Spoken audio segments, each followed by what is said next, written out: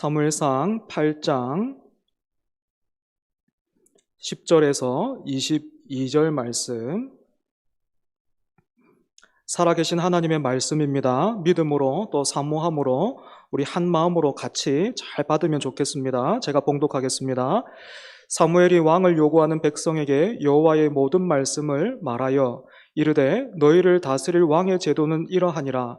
그가 너희 아들들을 데려다가 그의 병거와 말을 어거하게 하리니 그들이 그 병거 앞에서 달릴 것이며 그가 또 너희의 아들들을 천부장과 오십부장을 삼을 것이며 자기 밭을 갈게 하고 자기 추수를 하게 할 것이며 자기 무기와 병거의 장비도 만들게 할 것이며 그가 또 너희의 딸들을 데려다가 향료 만드는 자와 요리하는 자와 떡 굽는 자로 삼을 것이며 그가 또 너희의 밭과 포도원과 감람원에서 제일 좋은 것을 가져다가 자기의 신하들에게 줄 것이며 그가 또 너희의 곡식과 포도원 소산의 11조를 거두어 자기의 관리와 신하에게 줄 것이며 그가 또 너희의 노비와 가장 아름다운 소년과 나귀들을 끌어다가 자기 일을 시킬 것이며 너희의 양떼의 10분의 1을 거두어 가리니 너희가 그의 종이 될 것이라.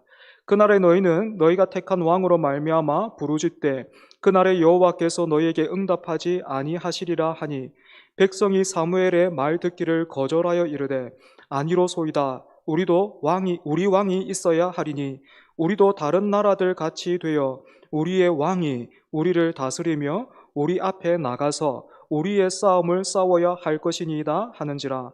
사무엘이 백성의 말을 다 듣고 여호와께 아뢰매 여호와께서 사무엘에게 이르시되 그들의 말을 들어 왕을 세우라 하시니 사무엘이 이스라엘 사람들에게 이르되 너희는 각기 성읍으로 돌아가라 하니라.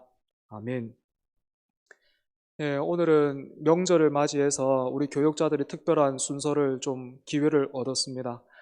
찬양대 대신에 오늘은 교육자가 이렇게 찬양하도록 하겠습니다. 원래 교육자만 나와서 하려니까 조금 더 뻘쭘해가지고 짝지 지어서 나오기로 했습니다. 앞으로 좀 나와주세요. 또 생각해보니까 여러분들 앞에서 이렇게 짝을 지어서 우리가 이렇습니다 소개할 수 있는 기회도 좀 많이 없는 것 같아요. 그렇죠? 우리 제일 먼저 나오신 우리 김태균 전도사님, 또 한지은 사모님이고요. 그리고 우리 이쪽 편에 박소연 사모님이고 백종수 목사님이고 뭐 어떻게 뭐 서다 보니까 가운데 있는데 제가 가운데 가면 딱 맞습니다. 안 친한 것 같으니까 좀 모입시다.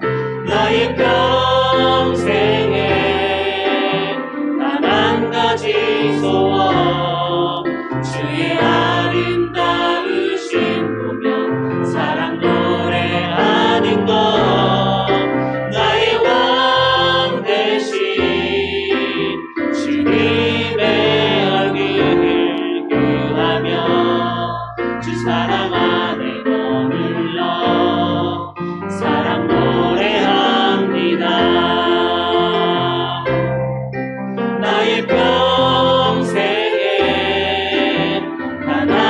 지소서 주의 아름다우신 보며 사랑 노래하는 것 나의 왕 되신 주님의 얼굴 뷰하며 주 사랑 안에 머물러 사랑 노래합니다.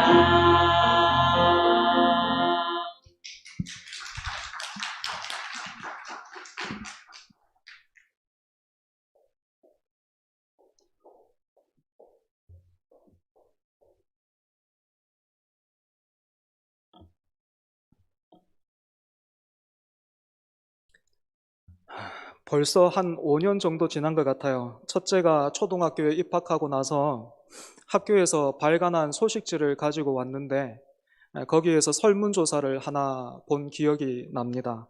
스마트폰을 주제로 해서 저학년 아이들과 또 부모님을 대상으로 조사를 했는데 결과가 참 재밌었습니다.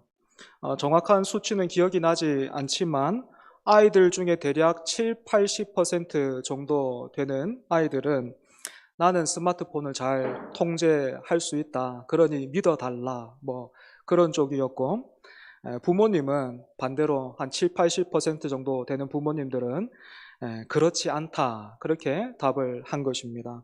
여러분 어떻게 생각하십니까? 물론 우리는 답을 이미 알고 있습니다. 그죠? 스마트폰의 무분별한 사용은 이미 어른들 사이에서도 문제가 되고 있죠. 그죠? 때문에 초등학교 저학년 아이들에게는 더 말할 것도 없을 겁니다. 그래서 만약 이웃집에서 아이들과 부모 사이에서 스마트폰 때문에 어떤 갈등이나 다툼이 있다면 비교적 우리는 손쉽게 판단이나 또 조언을 해줄 수 있겠지요. 그죠? 하지만 여러분, 옆집의 아이가 아니고 우리 집 아이가 내 자녀가 내 앞에서 당장에 막 떼를 쓰고 뭐 밥을 안 먹어 하면서 내 눈앞에서 불평과 불만을 터뜨리고 있다면 여러분 어떻습니까? 이때 상황을 해결하는 가장 빠른 길은 부모의 권위를 한번 보여주는 거예요. 그죠? 눈을 부릅뜨고 또 목소리를 굵게 해서 안 돼. 뭐 이렇게 하면 일순간 문제가 해결이 됩니다. 하지만 이런 방법에는 치명적인 단점도 있죠. 무엇입니까? 사실은 부모가 자녀에게 뭔가를 제재하거나 또 이렇게 반대하는 것은 그저 그게 싫어서 그런 것이 아니라 자녀를 사랑하고 또 위하는 마음이 거기에는 담겨 있기 마련인데 이렇게 눈을 부릅뜨고 그렇게 강압적으로 대하기만 하면 그런 마음이 잘 전달되지는 않더라라는 것입니다. 그래서 대부분은 어떻게 합니까? 뭐 한 학년 올라가면 사줄게. 아니면 이번에 성적이 오르면 그리고 또 어떤 일을 계속 잘하면 지켜보고 있다가 사줄 수도 있다. 아니면 먼저 사주고 난 뒤에 약속을 어기면 압수야. 뭐 이런 식으로 부탁을 들어주기도 하죠. 그죠? 아이의 마음은 최대한 이렇게 상하지 않게 배려하면서 스마트폰을 남용할 수 있는 위협으로부터 아이를 지켜주려고 부모가 나름대로 한번 노력을 해보는 겁니다. 하지만 그럼에도 불구하고 이렇게 하는 것이 과연 최선인가 하는 마음에 늘 부모의 마음은 무겁고 고민이 끊이지 않죠. 그죠? 사랑하는 여러분, 그렇다면 우리 하나님 아버지는 어떠실까요? 우리가 성경을 보면 이스라엘 백성들은 매번 하나님을 향해서 불평과 불만을 터뜨리고 있고 또 사실 이스라엘뿐만 아니라 오늘 우리도 종종 하나님께서 내가 원하는 대로 해주시지 않아서 이 마음의 섭섭함이 어지간히 있는데 하나님은 아버지로서 이런 자녀들을 어떻게 돌보시고 또 우리를 인도해 가십니까? 오늘 본문을 보시면 하나님께서 사무엘을 통해서 왕을 요구하고 있는 지도자들에게 왕의 제도에 대해서 가르쳐 주고 계십니다. 여러분, 이스라엘의 지도자들이 왜 왕을 요구했지요? 표면적으로는요, 사무엘이 나이가 많이 들었기 때문이고, 또 새롭게 사무엘이 자기를 대신해서 세웠던 그 사사, 두 아들을 사사로 세웠지 않습니까? 그런데 이 두 아들이 아버지와는 다르게 뇌물을 받고 정당한 판결을 내리지 않았기 때문입니다. 하지만 여러분 한번 생각해 보십시오. 선거를 통해서 당선된 정치인들이 우리가 기대했던 것과는 다르게 제 역할을 감당하지 못하면 우리가 어떻게 합니까? 다음 선거에서 다른 후보들에게 그 표를 주지 체제 자체를 바꾸자라고 말하지는 않습니다. 그런데 이스라엘의 지도자들은 지금 어떻습니까? 사무엘을 향해서 당신과 당신의 아들들이 지금 제 역할을 못하게 되었으니까 체제를 바꿉시다. 이렇게 말하고 있는 거죠. 그죠? 여러분, 왜 이 사람들이 이렇게 체제 자체를 바꾸려고 하고 있습니까? 이스라엘의 지도자들이 왕을 요구했던 이유는 모든 나라와 같이 되고 싶어서예요. 여러분, 우리가 유명한 관광지로 여행을 가거나 아니면 그 사진으로 그렇게 유명한 관광지를 보면 어떻습니까? 야, 여기에 사는 사람들은 진짜 좋겠다. 나도 여기에서 살고 싶다라는 마음이 절로 들죠. 그죠? 하지만 여러분, 똑같은 장소에 있어도 관광객으로 거기에 있는 것과 실제로 거기 사는 것에는 굉장한 차이가 있을 수밖에는 없지요. 관광지가 여러분 좋은 이유가 뭡니까? 여행 가서 우리가 거기서 좋은 이유가 뭐예요? 거기에는 어떠한 의무나 책임이 없기 때문이지.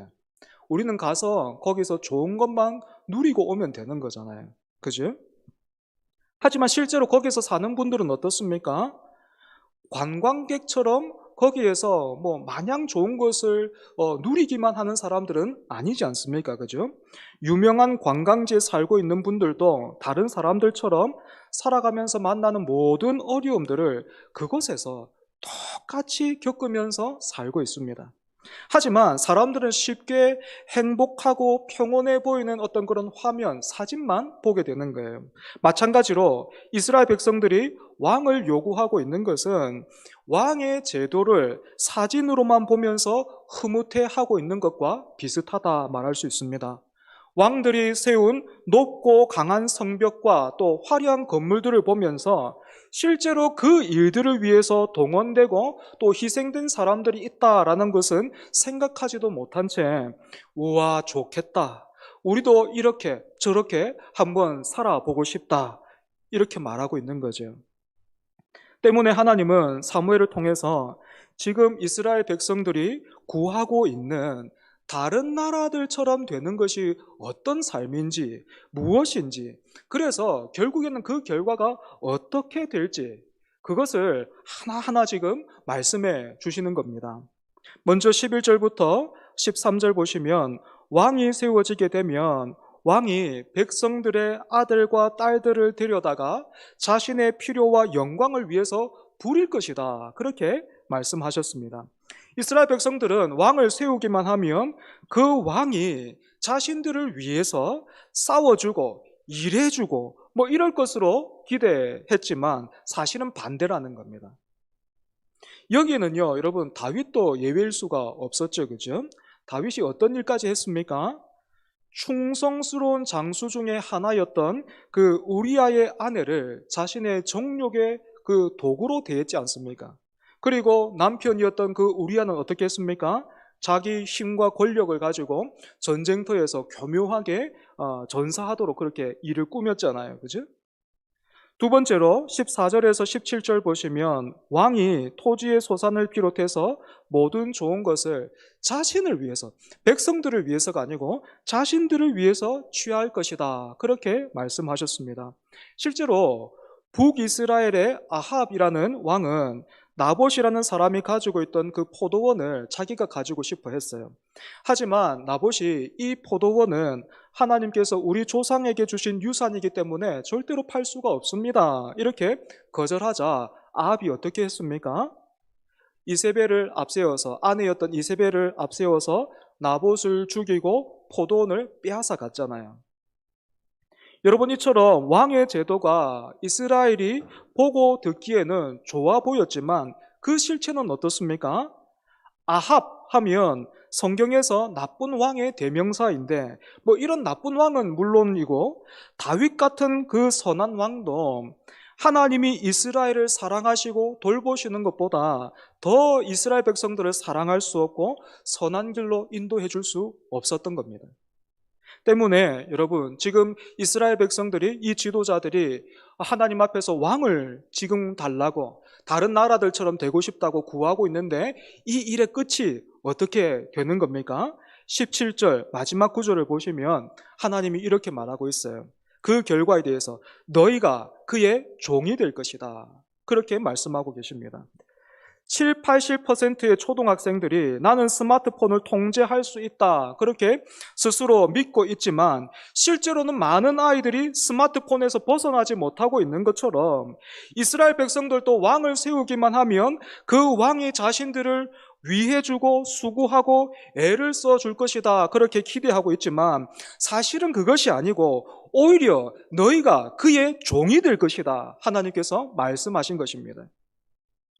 그래서 미국의 유명한 강해 설교자 중에 한 분인 존 메가더라는 목사님은요, 슬레이브, 즉 노예라는 제목의 책을 통해서 이 땅을 살아가는 모든 사람은 각각 섬기는 주인이 다를 뿐이지 종의 삶을 산다, 예수님을 섬기는 종이 되거나 아니면 다른 것을 섬기며 사는 이 두 가지 삶뿐이다, 이렇게 말했습니다. 하지만 이제는요, 이 말에 동의하지 않는 사람들이 점점 더 많아지고 있는 것 같아요. 심지어 하나님을 믿는 것도 자신이 선택한 삶의 방식 중 하나라고 여기는 사람들이 늘어나고 있어요. 하나님을 왕으로 섬기고 그 앞에서 엎드려 경배하는 것이 아니라 내가 하나님을 선택했다라고 생각하는 사람들이 더 많아지고 있다는 겁니다.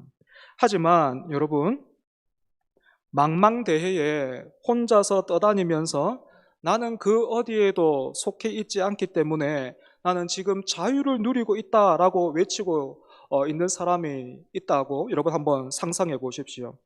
우리는 그 사람의 자유를 부러워하기보다는 그 사람을 가리켜서 당신은 지금 표류하고 있습니다, 이렇게 말할 것입니다. 이 세상 어느 나라에도, 이 세상 어디에도 속해 있지 않은 사람은 그만큼 자유를 누리고 있는 것이 아니라 오히려 아무 곳에서도 보호받지 못하는 위험한 상황 가운데 있는 것이지. 그런데 여러분, 성경을 보면요, 유난히 스스로를 가리켜서 종이라고 소개하고 또 나는 종입니다 라고 말하는 것을 기뻐하는 사람이 있다는 것을 우리가 보게 됩니다.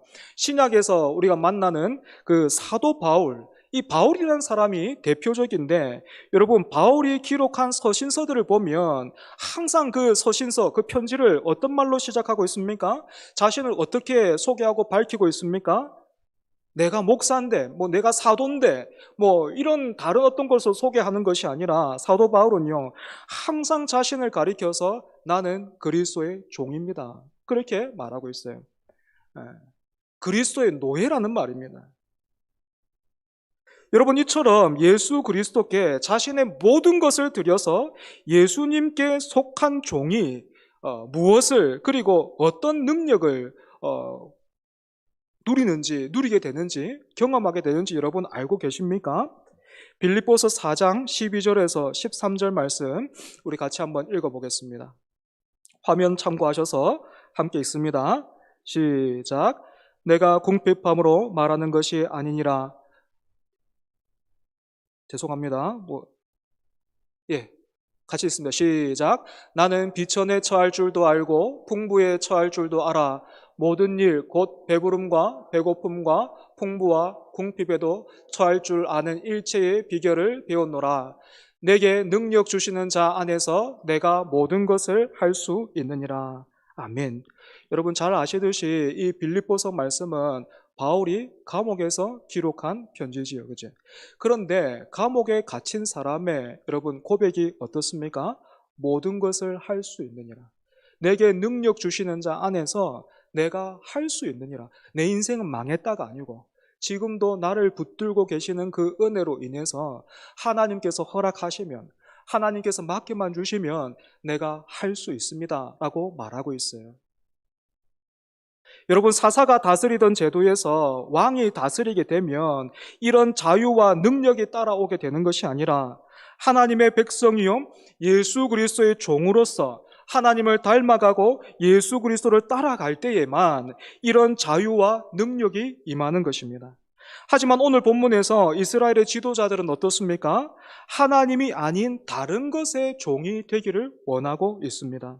그래서 여러분 18절을 보시면 하나님으로부터 또 하나의 무서운 경고가 이렇게 따라붙고 있습니다. 그날에 너희는 너희가 택한 왕으로 말미암아 부르짖되 그날에 여호와께서 너희에게 응답하지 아니하시리라 하니. 제가 이웃집 아이의 울음소리를 듣게 되면 돌아는 보겠지만 얼른 달려가서 안아주고 눈물을 닦아주면서 일으켜주지는 않는 것처럼 하나님도 하나님이 아닌 스스로 다른 왕을 택해서 하나님께 등을 돌리는 이스라엘의 부르짖으면은 응답하지 않겠다라는 거예요.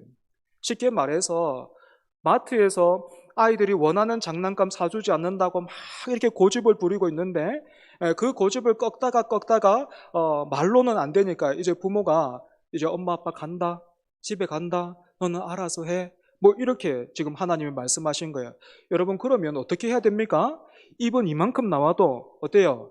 고집 꺾고 따라가야 되는 거잖아요, 그죠? 하지만 여러분 19절 한번 보십시오. 이스라엘이 어떻게 하고 있습니까? 사무엘의 말을 단번에 거절하면서 다시 한번 왕을 달라라는 자신들의 요구를 분명하게 밝히고 있습니다. 그것도 20절을 보면 마치 지금 자신들이 구하는 왕을 앞세워서 하나님 앞에서 독립을 선언하듯이 그렇게 말하고 있어요. 여러분, 우리가 앞으로도 계속해서 보게 되겠지만 하나님 앞에서 이렇게 고집스럽게 자신의 생각과 계획을 내세우고 고집 부리고 있는 이 이스라엘의 모습은 곧 왕으로 세워질 사울에게도 그대로 이어지고 있습니다. 이스라엘 백성들이 미스바에 모여서 전심으로 하나님께로 돌이켜서 부흥을 맛보았고 그 결과 블레셋에게 승리했던 것처럼 사울도 초창기에는요 하나님의 도우심으로 인해서 암몬 족속과의 전투에서 큰 승리를 거두게 됩니다. 하지만 여러분, 그 마지막이 어떻습니까? 오늘 본문에서 이스라엘의 지도자들이 끝까지 자기 생각을 고집하고 있는 것처럼 사울 왕도 아말렉과의 전투에서 모든 사람과 짐승을 전멸하라라는 하나님의 말씀을 버리고 자기 생각에 좋은 대로 그 아말렉 왕도 살려두고 또 하나님께 제사를 드린다는 명목으로 보기에 좋은 짐승들도 살려뒀습니다. 사울이 어쩌다가 한번 실수를 한 것이 아니고 이스라엘이 내내 하나님을 버리고 하나님 앞에서 등을 돌렸던 것처럼 사실은 사울도 내내 그렇게 살고 있었던 것입니다. 여러분, 그 결과 사울이 어떻게 되었습니까? 폐위당하지요, 그죠? 때문에 사랑하는 여러분, 오늘 복된 주일을 통해서 또한 예배의 자리에서 우리는 가장 먼저 우리의 정체성을 새롭게 하고 굳건하게 해야 합니다. 그래서 오늘 저와 여러분의 정체성이 무엇입니까? 우리가 서로 각자의 어떤 삶에서 각자 다른 모습으로 다른 환경에서 살고 있지만 우리가 서로 공유하고 있는 정체성 있잖아요. 그게 뭡니까? 하나님 나라 백성이요 하나님의 자녀입니다. 예수 그리스도의 종이요 우리는 성도입니다. 그래서 여러분, 하나님을 알면 알수록 이런 우리의 정체성이 얼마나 사랑스럽고 영광스러운지 몰라요. 하지만 사랑하는 여러분, 교회가 언젠가부터 이 성도라는 영광스러운 부르심을 놓쳐버리고 가볍게 생각하기 시작했던 것 같습니다. 서로를 형제요 자매로 부르면서 그렇게 대하기를 힘썼던, 세상은 만들 수 없고 찾을 수 없었던 그런 아름다움도 놓쳐버렸고 단순히 서로를 직분으로 부르고 그렇게만 대하고 있는 것 같아요. 여러분, 이런 일들이 작아 보이지만 밖으로는 어떻게 지금 드러나고 있습니까? 교회가 거룩함과 순결함으로 세상의 빛과 소금이 되기보다는 마치 오늘 이스라엘 이 지도자들이 왕을 구하고 있는 것처럼 그럴듯한 건물과 규모를 가지는 것에 오늘날 교회가 더 큰 관심을 쏟고 있는 것 같아요. 때문에 여기에서 중요한 질문이 하나 생길 수밖에 없습니다. 그러면 우리에게 소망이 있겠는가? 우리도 다시 돌이켜서 새로워질 수 있겠는가 하는 것입니다. 여러분, 사울의 일생을 통해서 우리가 볼 수 있듯이 하나님 앞에서 고집을 부리는 인생은 경고하신 대로 하나님이 아니라 다른 것의 종이 될 수밖에 없고 그렇게 망할 수밖에 없는데, 왜 하나님은 애초부터 이것을 막아 세우지 않고 왕을 세우라라고 하십니까? 고집을 부리니까 어디 한번 끝까지 한번 당해봐, 한번 고생해봐 하시는 뜻입니까? 여러분, 맞아요. 그렇습니다. 하나님은 이스라엘 백성들이 선지자들의 경고를 무시하고 우상을 섬기는 일을 멈추지 않자 나중에는 아예 그 이스라엘이라는 나라와 민족을 이방 가운데서 흩어버리셨습니다. 너희들이 그렇게나 섬기기를 원하고 따르기를 원하는 그 우상을 어디 한번 제대로 섬겨보라는 거예요. 하지만 여러분, 하나님께서 때로는 이렇게 이스라엘의 어리석은 선택을 허용하시는 데에는 단순히 한번 죽을 고생을 해봐라는 것 정도가 아니라 더 큰 뜻이 있어요. 더 큰 하나님의 마음이 있어요. 하나님은 우리가 스스로 어리석음을 깨닫고 그 자리에서 하나님을 향해서 회개하고 돌이키기만 하면 언제든지 돌아올 수 있도록 붙들고 계시기 때문이에요. 그것도 그냥 가만히 그냥 붙들고 계시는 것이 아니라 열방에 흩어진 이스라엘 백성들이 하나님을 향해서 돌이켜 회개할 때에 하나님은 한 명도 잃어버리지 않고 다시 불러 모으시는 것입니다. 우리 하나님은 진노 중에도 긍휼히 여기시는 분이신 것입니다. 그래서 여러분, 제도가 바뀌면 소망이 있는 것이 아니라, 또 우리 가운데 다른 사람이 바뀌면 소망이 있는 것이 아니라, 우리는 하나님으로 인해서, 언제든지 하나님으로 인해서 우리에게는 소망이 있는 것입니다. 말씀을 정리하겠습니다. 오늘 본문 22절을 보시면 왕을 달라 이렇게 요구했던 이스라엘의 지도자들이 자신의 뜻을 이루고 집으로 돌아가고 있습니다. 여러분, 이 사람들 집으로 돌아가면서 그 마음이 어땠겠습니까? 그 기분이 어땠을까요? 어쩌면 우리가 사무엘과 단판을 지어서 이스라엘의 역사를 바꿨다, 이스라엘의 체제를 바꾼 사람들이다 하면서 스스로 막 대견해 했을지도 모르겠습니다. 하지만 여러분, 실제로는 어떻습니까? 마치 초등학교 저학년이 부모를 조르고 졸라서 스마트폰을 지금 손에 받아 든 것과 마찬가지라고 할 수 있는 거잖아요. 그죠? 아직 어린 아이가 나는 다른 친구들과는 달라서 스마트폰을 잘 통제할 수 있다고 스스로를 믿고 또 믿어 달라라고 말하지만 며칠만 지나면 자기가 요구했던 그 스마트폰 때문에 부모님과 다투고 혼이 나야 되는 것처럼 그런 어리석은 길을 지금 가고 있는 것입니다. 놀라운 것은요, 하나님이 이런 사람들과, 이런 어리석은 사람들과, 이런 어리석은 인생들과 하나님이 씨름하신다라는 것입니다. 그냥 싹 다 멸망을 시키고, 말귀를 못 알아들으면 그냥 싹 다 멸망을 시키고 그냥 억압하시는 것이 아니라 하늘에 막 벼락을 떨어뜨리시고 땅을 가르시고 막 흔들어대는 그런 분이 아니라 어떻게 해요? 이스라엘이 씨름을 할 수 있도록 하나님은 자신의 허리춤을 내어주십니다. 하지만 여러분, 이때 우리가 기억해야 할 것이 있습니다.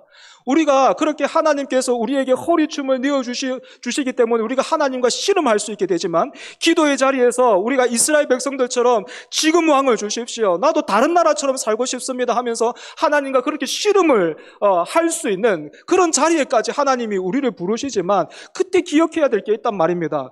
그 씨름에서 이기면 안 돼요. 그 씨름에서는 이기면 안 된단 말입니다.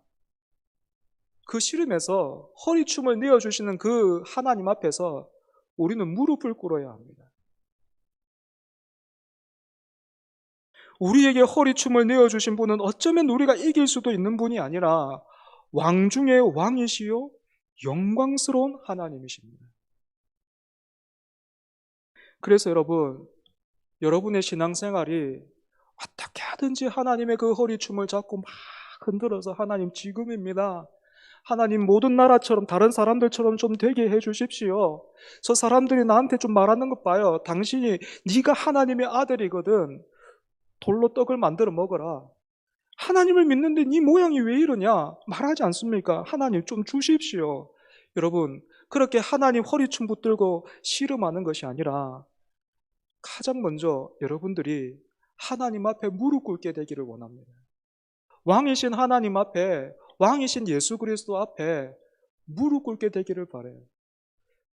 정말로 여러분들이 모든 것을 들여서 예수님을 따르고 예수님을 섬기게 되기를 원합니다. 그럴 때에 바울과 같은 자유가 있는 거예요. 감옥에 갇혔지만 아무것도 누리는 것 없지만 여러분, 바울과 같은 그 고백을 감옥 밖에서 세상 사람들이 못 하잖아요. 그런데 예수께 모두 들여서 예수를 섬기고 있는 그 바울이 감옥에서 하는 말을 들어보십시오. 내게 능력 주시는 자 안에서 내가 모든 것을 할 수 있느니라. 어떻게 이 고백이 가능하다고요? 왕이신 하나님 앞에 그 왕이신 하나님의 허리춤을 잡고 뭔가를 계속해서 내 뜻대로 타내려고 내 뜻대로 이루려고 하는 그것이 아니라 그 왕이신 하나님 앞에 모든 것을 들여서 그 왕이신 하나님 앞에 무릎을 꿇고 그 왕이신 하나님을 경배하는 그 사람, 자신의 모든 것을 들여서 하나님을 믿고 따르는 그 사람이 이런 자유를 누리게 되는 것입니다. 여러분, 다른 것의 종으로 살아서는 안 됩니다. 다른 것의 종으로 살아서는 안 돼요.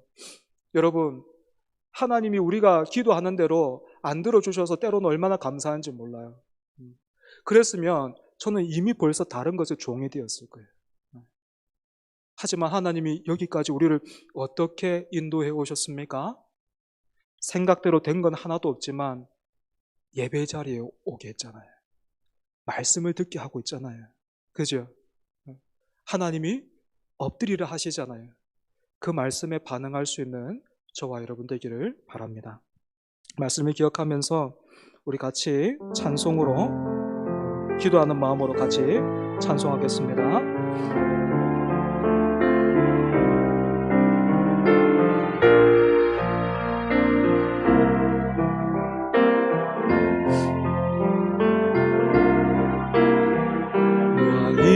왕이신 나의 하나님, 내가 주를 높이고 영원히 주의 이름이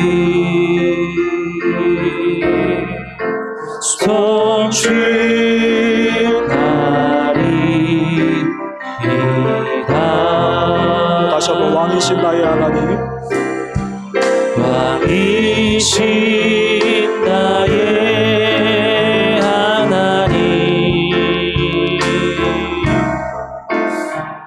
내가 주를 높이고 영원히 주의 이름이 성취하리이다.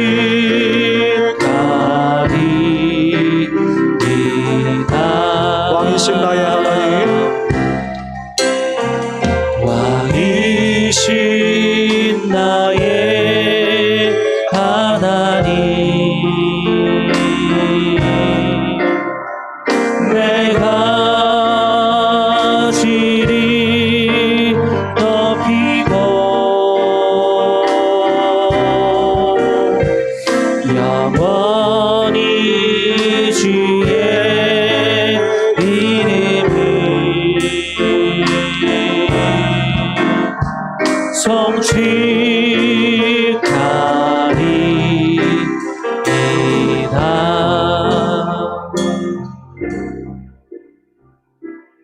아버지 사랑합니다. 아버지 경배합니다. 아버지 채워주소서. 당신의 사랑으로. 아버지 사랑합니다. 아버지 사랑합니다. 아버지 경배합니다. 아버지 채워주소서. 당신의 사랑으로. 아버지 사랑합니다. 아버지 사랑합니다. 아버지 경배합니다. 아버지 채워주소서. 당신의 사랑으로. 사랑하는 여러분, 이 시간 함께 우리 기도했으면 좋겠습니다. 하나님께서 우리를 어떻게 다루시고 또 우리를 어떻게 인도해 가시는지 오늘 말씀을 통해서 확인했습니다. 여러분, 왕이신 하나님 앞에 먼저 무릎을 꿇고 왕이신 하나님을 붙들고 왕이신 하나님을 순종하는 저와 여러분 되기를 원합니다. 혹시 우리의 모습이 그 왕이신 하나님을 마치 우리의 종처럼 하인처럼 그렇게 대하지는 않았습니까? 하나님 앞에 무릎은 꿇지 않고 계속해서 손끝으로 이것저것을 가리키고 여러분 그렇게 하지는 않았습니까? 그 왕이신 하나님 앞에 사랑은 구하지 않으면서 다른 것을, 사랑은 고백하지 않으면서 계속해서 다른 것을 구하지는 않았습니까? 여러분, 그렇다면 우리는 어쩌면 이미 다른 것에 종이 되어 있는지 모릅니다. 그럼에도 불구하고 그런 우리를 하나님께서 주의를 통해서, 말씀을 통해서 다시 한번 부르십니다. 하나님을 섬길 수 있는 자리로, 또 하나님이 보호하시는 그 자리로, 하나님의 그 자녀답게 살 수 있도록 하나님께서 우리를 다시 한번 불러주시는데, 이 은혜를 힘입어서 우리가 고백했으면 좋겠습니다. 왕이신 나의 하나님, 내가 주를 높이고 내가 주를 섬기고 내가 주님을 사랑하기를 원합니다. 그렇게 살기를 원합니다. 내가 일평생 하나님 앞에서 그와 같이 하나님을 경배하기를 원합니다. 나에게 믿음 주시옵소서. 나에게 은혜를 더하여 주시옵소서. 함께 기도하겠습니다. 하나님 아버지, 은혜를 감사합니다. 아버지 하나님, 이스라엘 백성들, 이스라엘 지도자들, 하나님, 다른 것을 구했던 것처럼, 다른 나라들처럼 되고 싶어서 하나님 그와 같이 왕을 구했던 것처럼 하나님 우리도 어리석게 하나님 앞에서 마치 하나님을 선택한 사람처럼, 하나님 내가 하나님을 선택했으니 하나님도 이제는 나의 필요를 위해서, 하나님 나의 소원을 위해서 이겨주셔야만 할 것처럼 하나님 그렇게 살았습니다. 하나님 믿는다 하지만 하나님 앞에 무릎 꿇지 않았고, 믿는다 하지만 경배하지 않았고, 그 믿는다라는 명령과 믿는다라는 그런 이유로 인해서 하나님 다른 것을 하나님 원하며 살았습니다. 주여 우리를 용서하여 주시고 주여 우리를 하나님 아버지 새롭게 하여 주시옵소서. 그래서 정말로 하나님 믿는 자 되게 하여 주시옵소서. 아버지 하나님 앞에 먼저 무릎 꿇는 자 되게 하여 주시옵소서. 하나님 이스라엘 백성들이 그렇게 나오고 아버지 하나님 그 역사 내에 하나님 앞에 무릎을 꿇지 못해서 주여 말씀을 통해서 하나님 앞에 우리의 무릎을 꿇고 우리의 허리가 꺾이고 우리의 고개가 숙여지게 하여 주시옵소서. 주님을 섬기고 주님을 따르고 주님을 사랑하는 우리가 될 수 있게 하여 주시옵소서. 아버지 하나님 다른 것에 종으로 살지 않게 하여 주시고 하나님을 섬기며 하나님으로 인하여 살아가는 아버지 우리가 될 수 있게 하여 주시옵소서. 주여 아버지 하나님 말씀을 들릴 때에 하나님 앞에 아버지 엎드리는 우리가 될 수 있게 하여 주시옵소서. 당신의 사랑으로. 다른 나라들처럼 되고 싶어서 왕을 구했던 이스라엘의 지도자들, 그들의 모습이 하나 다를 것 없이 하나님 앞에서 오늘 나와 우리의 모습임을 고백합니다. 하나님을 섬기노라, 하나님을 믿는다 했지만 하나님, 언제나 우리는 하나님을 왕으로 섬기고 그 앞에서 경배하기보다는 그 하나님의 능력으로 유익을 얻으며 내가 원하는 것을 이루면서 살고 싶어 했습니다. 그러기에 하나님, 우리가 하나님을 믿지만 하나님을 따르노라 했지만 사도 바울과 같은 그런 자유와 그런 은혜와 그런 능력을 우리가 경험하지 못하였습니다. 그럼에도 불구하고 그런 우리를 하나님께서 다시 한번 예배의 자리에 모으시고 말씀하여 주셔서 하나님 감사합니다.